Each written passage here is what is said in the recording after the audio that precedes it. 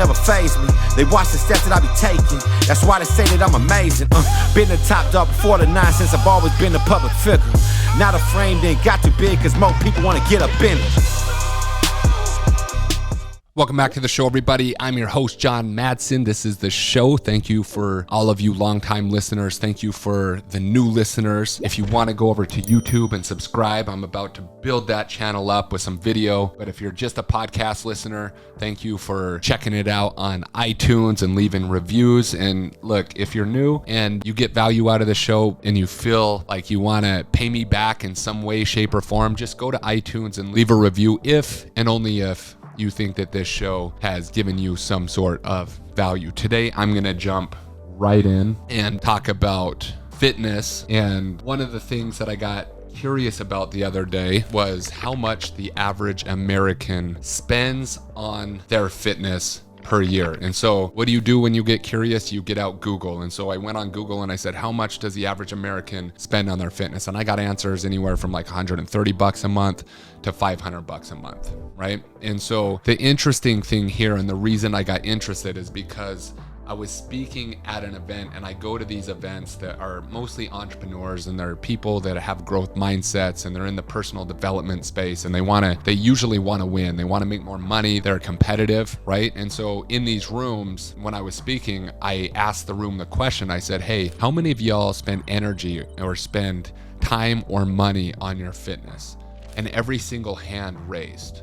But the interesting thing for me was that out of all the hands raised, and that was like normal in that group, right? It was that less than half of them looked like they actually put effort, money, and time into their fitness. And see, this is a thing in society too. It's like we live in a society that's very health conscious. There's so much information about health and being healthier, and it's not that people now are usually sitting on couches drinking 6-packs and popping Pop-Tarts. I mean, people do that, right? But for the most part, people are spending their time, money, and energy and effort into being healthier. Yet you walk past these people and very rarely does a person jump out at you and you're like, holy crap, that person looks like a savage, or that like, look at the way that she looks, right? And so for me, it's only interesting because most people, if you ask them why they start working out or why they are doing fitness in the first place, they give you a bunch of surface level lies and they believe their own lies. You're gonna hear stuff like, I just want to be healthier, or I want to be healthier for my kids, or I just want to feel better, or I just want to be more disciplined, right? And like all those answers are fine, but the issue that I have with it is that summer's coming up and these same people, they're going to go to the lake with their friends, and people are going to be embarrassed to take their shirts off, or they're going to be embarrassed to wear the bikini. And it's like, you just spent 12 months or more for most people spending energy, time, or money, and a combination of all these things on being healthier. You might as well look like it too, because with one simple shift in focus, you could make more progress in the next 90 days than you've made in the last 9 years. And that's essentially what we do at Superhuman, right? And it's like, more interesting to me is that these same people who claim that they don't care about looks and they don't care about vanity and they don't care about the aesthetic look, these are the same people that are going to the malls and they're buying Gucci and they're buying Louis Vuitton, and these dudes are wearing Rolexes, and people are getting their hair done and they're getting their nails done and they're getting Botox, right? And they're going to Lululemon and they're going to Alo. And so it's like, not only are they spending their money on fitness, they're also spending their money on looking good, even though they claim that they're doing fitness for not looking good. And then they go to these vacations, or it's date night, and you put on that dress or you put on that suit jacket and you got muffin tops. You're like, dude, like you're putting this effort in and you're not being honest with yourself. I'm here to tell you today that with this simple shift of like just giving yourself permission to be like, you know what, I'm doing fitness, I'm putting energy in because I want to be healthy and I also want to look excellent. It's all good, right? And maybe that's frowned upon from society or mainstream, or maybe you feel weird about saying it, but you know what? Like, that is the first step in actually getting the result that deep down you know that you want, right? Nobody would do fitness for a year and like not look at themselves in the mirror and get frustrated behind closed doors. People just lie to themselves. They act like it doesn't matter, right? And so I know why this happens though, right? I have been there myself. I got into the gym industry in 2010. I was training high school kids. I was training NFL combine athletes. I was training World Series champions. I was training general population. I've literally trained tens of thousands of people in my life. And even though I had a gym, the thing that was missing from my understanding in a big way was performance nutrition and nutrition to affect body composition. Even though I had played at the top level of sport for some of the best strength and conditioning coaches in the world, and even though at the Oakland Raiders we had like nutritionists on staff, we were not being given the information, right? And so I opened a gym and got into the training industry because I love to train. It was easy for me to train. But years into my own fitness business, I started to realize that I didn't have the understanding when it came to nutrition, not only to look a certain way, but to get better results from a performance aspect too, right? And so one of the things that I had to go through myself was I had to, just like you, understand that training was part of the equation. And I'll never forget this day when this like literally happened to me. I was at the mall with my wife. We go into this store, Travis Matthew. I pick out a shirt and I'm like, I'm gonna go try this shirt on. She's like, cool, I like that shirt. And so I go into the changing room, and as I take my shirt off, I start to look at myself and I'm like, dude, at one point you were an elite athlete, like top of the top. You were a tight end in the National Football League. Not only that, you've had a gym for years now, and you put effort into your training all the time. For years, you've trained at least 4 times a week. You can bench well over 300 pounds, squat well over 400 pounds, deadlift well over 500 pounds. You're in great cardiovascular shape. You can run, you can jump. And yet I'm looking at the image in the mirror and I'm thinking, maybe I just don't have the genetics to be like ripped. And I'm a strength coach. I'm highly sought after strength coach at this point. And it occurred to me right then and there that I was missing something big time when it came to my own understanding. And so I went from frustrated. I walked out of that store. I was like, I didn't even buy the shirt. And so how many of you right now are putting effort into your training and you still like go to the closet, or you still go to your favorite store and you like something and you go to put it on and you look in the mirror and you're like, damn, I got love handles here. I look like I got man boobs over here. It's like, what are you guys doing besides spinning your wheels? And so it took me a long time, but I remember in that moment, I was like, I'm gonna change something. And so I got super curious, and my business is the fitness business. So you guys don't actually have to do this. I was like, I'm gonna learn everything I can about nutrition, and how am I actually gonna do that the fastest way possible? I'm gonna hire somebody, right? So years ago, I hired somebody. And what else did I do? I set a date for a photo shoot so that I couldn't give myself a way out. So I went from curious to supremely motivated. I was like, I am supremely motivated to not only figure this out for me, I want to figure it out for other people too. And so I took action. I learned with my own body how I can manipulate the way that I looked with the same style of training. Here's the interesting thing.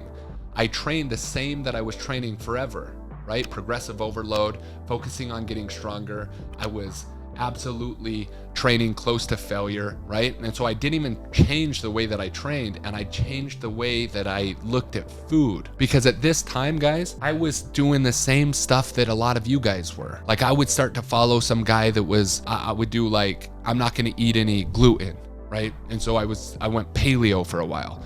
And then I got curious about keto. And then I was like, maybe I should just count my macros, right? But I didn't have the understanding that it took in that moment to manipulate the way that I looked. And so when I went through this process and I ended up getting ridiculously shredded and started to realize how stupid that thought was in that moment, where I was like, maybe, genetically I'm just not meant to be super shredded, right? I went through that process, and then for the next 3 years, like I was so thirsty for knowledge. I went through different certifications. I freaking read textbooks. I followed certain people and just literally read all of their stuff. And for years and years, it was like, that was the missing piece. And I'm here to tell you, and the whole reason I wanted to do this podcast is because, like most Americans, chances are like you are the same as I was, and you're the same as some of these people I'm talking about. It's not like you don't care about looking good or you wouldn't go to the the stores that you go to shop, you would just like roll around in sweats and a wife beater all day. If you truly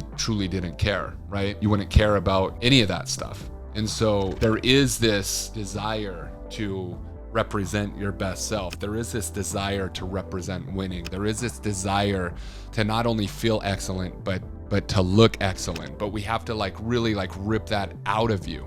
We have to almost like, I have to invite you to give yourself permission to allow yourself to just say to yourself that, look, self, I actually want to look incredible this summer. I actually would love to take off my shirt and be like, man, I'm proud of this person. I would actually like to hop on that boat and have my friends go like, whoa, like what have you been doing? Like that is 100% okay. And once you give yourself permission to do that, again, like most of you are already putting effort into your fitness. You're putting effort, you're putting time, you're putting money into it. And so some of you are doing some stuff that is completely wrong, but it's better than doing nothing. Some of you are just kind of dabbling in stuff, but some of you are training pretty well. But it's this missing piece. It's this understanding of like how to specifically fuel your body for maximum aesthetic appeal plus maximum performance and longevity. Right? And I'm not saying maximum is in the extremes, like you're gonna go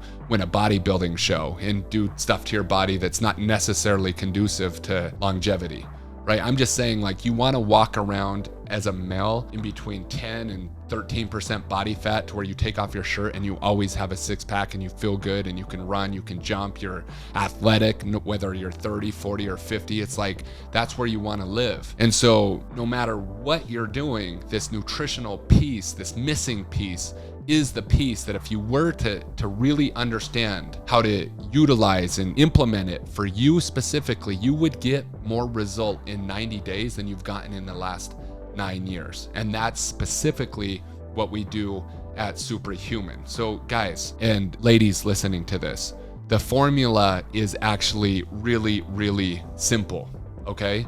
And I'm gonna give you the formula and we're gonna tie this thing up. Number one, you have to know where you're at in the process. What I mean by that is, are you in a stage that's gonna require fat loss? Or are you in a stage where you've already ripped all the fat off your body and you want to gain muscle? Now, most people are trying to do both things at the same time. And I'm not going to get into technicalities of can you build muscle and lose fat at the same time, but you have to understand where you're at in the process. And 95% of you have excess fat on your body. And so therefore, your whole goal should be, from a nutritional standpoint, to strip fat off your body. I'm not even going to talk about training, right? I'm not going to talk about training in this step. It's where are you at in your journey right now? If you have fat you need to lose, you're gonna be in a fat loss phase, okay? And so from a nutritional standpoint, that is gonna be the actual goal. Number two, in the gym, it's not gonna really change much whether you're in a fat loss phase or you're trying to gain size. Progressive overload in the gym is the game. You train for progress, not to sweat. And so some of you are going to these exercise group fitness classes and you're just, doing a bunch of work to burn calories, but you're not really ever gonna get the physique you want because you're not training in a way to elicit muscle growth. And the way to do that is through this concept of progressive overload, which I've talked about thousands of times. Essentially, you want to be able to do more, right? You want to lift more weight over time. So if you can bench press 150 pounds right now for 10 reps, next year you should absolutely be benching more than that, 200, 205, 250 for 10 reps. And I'm not saying you can make tons of jump, like a huge jump overnight, but it's little incremental progress over time. Ruthless repetition and incremental progress. So step number one, you know where you're at in the process. Are you in a fat loss phase or are you in a phase where you want to gain size? Number two, progressive overload in the gym. Number three, I just said it, ruthless consistency forever. If a person can zoom out a year from now, 2 years from now, 5 years from now, 10 years from now, think about how your life would change if you actually, over the course of the next 6 months, learned specific nutritional principles for you specifically, not only for an aesthetic purpose, but also for how you feel, right? And how you perform. If you took that time over the next 6 months to do that, rest of your life, you would never ever struggle again. You would never be that person that goes to the boat at the lake and think to yourself like, oh my God, I wish I would have, tried to figure this out. You wouldn't feel like that because you would have the understanding and you would have implemented it and it would become part of your identity. And then number 4, the last one, if you don't know, or even if you know, and some of you know and you just don't do it, but if you haven't got the result that you want, hire somebody, right? Hire somebody. Hire somebody to hold you accountable. Hire somebody to teach you. Hire somebody to coach you hard. Hire somebody to tell you when you're effing up. That's the game. The process is super simple. You have to understand why you're in the game in the first place. And so I always come back to this concept of desire. I always come back to how bad do you want it? And if you're really real with yourself, I think most of you listening to the show, if you've made it this far, there's this desire to win. There's this desire for excellence. There's this desire to be all you can be. Don't forget about the representation of your body and what it says to the rest of the world. Because if you're already buying Louis Vuitton, you're already buying Gucci, you're already buying Lululemon, it's like you're trying to cover up the one thing that will say way more about you than your clothes ever could.